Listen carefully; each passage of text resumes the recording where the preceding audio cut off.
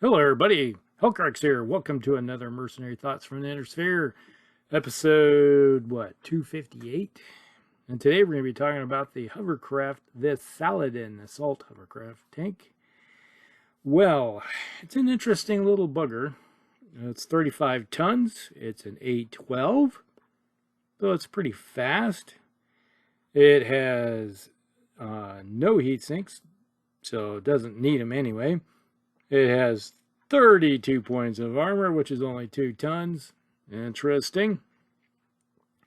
Being that an 812 35-ton hovercraft, you'd think it's going to be kind of interesting what it has. Yes, it does.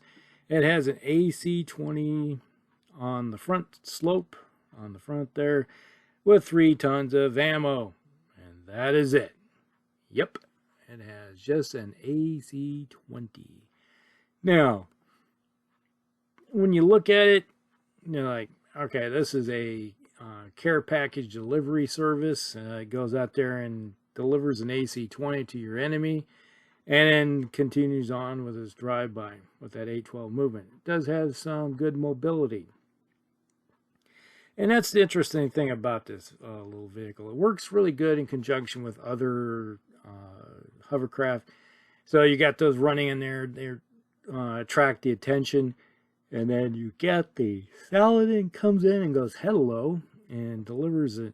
You got, let's say, a couple of them at least, and they're running around 600 battle value, and they run in there with their little AC-20s, and it's bam, bam. And if they connect, there's hopefully a couple holes, and your other hovercraft that are moving in there pretty fast are able to take advantage of those holes that these guys created. Now, with only 32 points of armor, your life expectancy is probably pretty short.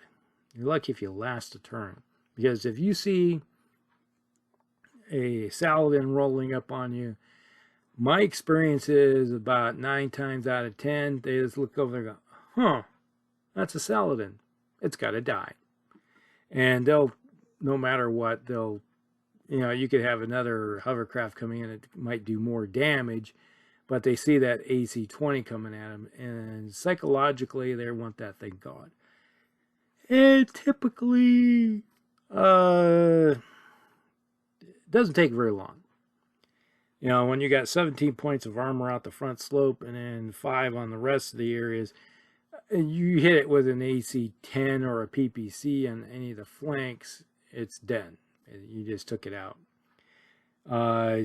It can handle a PPC and AC-10 in the front or a couple medium lasers on the front slope, but that's it. It can take 3 medium lasers and not have a problem. If they take it, let's say an AC-20 or a couple PPCs, yeah, this is like, you can write this thing off. It's typically, it's done.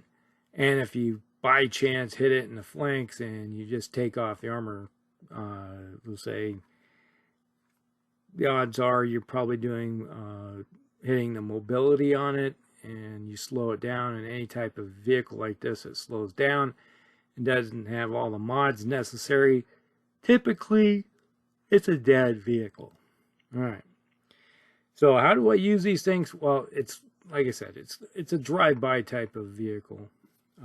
You got to have something out there that's going to attract some attention first, and then you're going to use cover and concealment to try to get in there as quick and as possible, because you only got a 9 range on this thing, and with 15 shots, it's more than enough. Actually, this vehicle could probably get by with just 2 tons of ammo, but if you're really lucky, you might go through the whole lot with 15, but don't bank on it. You're counting on your opponent missing a lot, and that doesn't necessarily always happen, because you always can guarantee. It's been my experience is like, okay, we hit with miss with everything. Okay, I'm gonna try to hit with that AC-20, and geez, I need a 12 to hit your Saladin, and what do? They roll a 12, and then bam, dead vehicle. And it goes the other direction too. It's possible that it's the AC-20s that hit.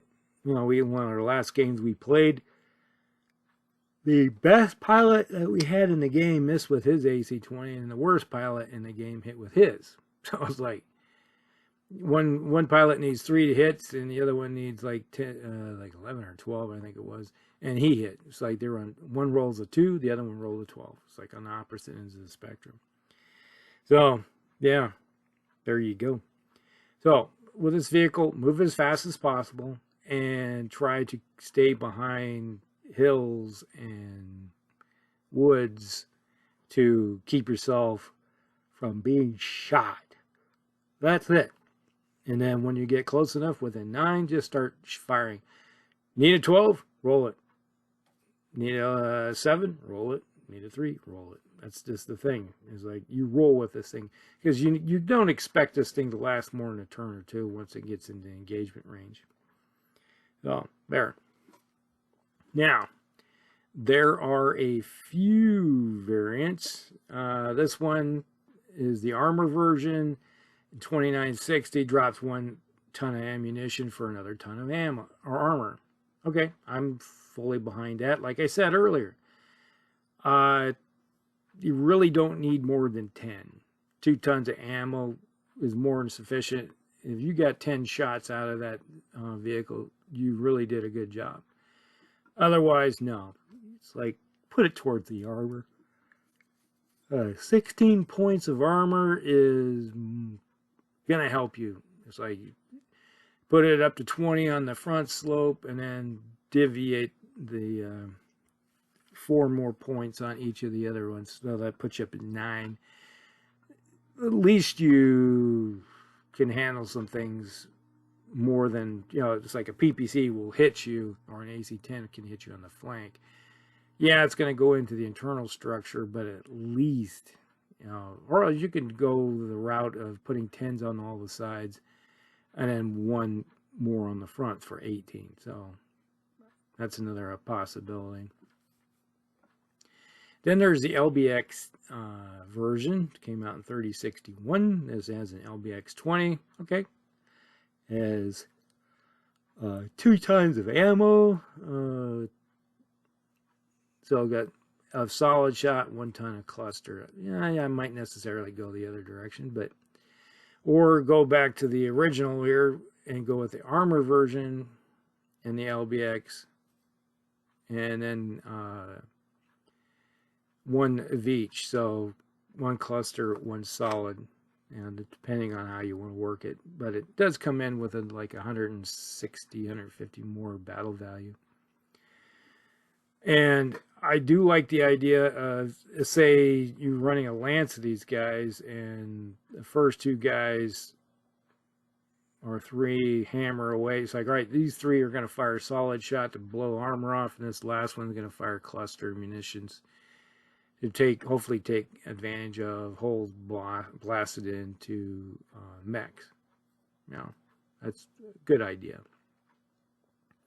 Or if it's later in the game, like a few turns later, where there's a lot of mechs out there with holes in them, hey, go full cluster all the time. Then there's the Ultra version, came out in 3064. This has an AC-20 Ultra. It comes out around 700 battle value. Okay, I'd rather have the LBX version myself. I'd rather run the cluster munitions, you know, doing the shotgun effect than trying to double pump. This is where, if you're double pumping, you definitely need 3 tons of ammo. There's no way around it. So that gives you at least 7 turns and 1 more shot. And then there's the cargo version. Okay. So what the clans did, they was like, we go, well, this is a piece of junk. So they just took off the autocannon and had 17 tons of cargo capacity. So this is like a fast moving cargo transport, and so they can move troops and parts and ammunition to the front without having to worry about, you know, slow moving vehicles. And then there's the Saladin refit version. So it's, I think this one kicked it up to, what is it? Yeah, I think it's a 9 movement. And what they did was increase the speed, 1 more pip, and then it uses jump jets on board. Okay, so yeah, yes, jump jets can be put on vehicles. It does. There is an actual a version of a Starlink vehicle that has jump jets.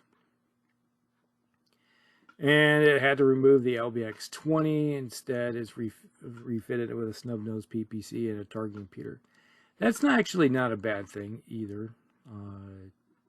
So you're still doing some decent damage, and the target computer means you can hit fairly decently. But you're moving faster, and you're giving your vehicle mobility. So if you're coming across some dense terrain, you just jump over top of it with your jump jets. Actually, it's kind of an interesting design. And it does come close to, what, 950 battle value. And then there's the Saladin Mark II. This one was given an overhaul by the Draconians combined. It's the same as the Saladin. Your typical, it's just that it has modern equipment on board. So there you go. That is it. That's the Saladin. So basically the one thing I would do is drop 1 ton and go with the armor version. So you're adding 1 more ton of armor at the cost expense of 1 ton of ammo.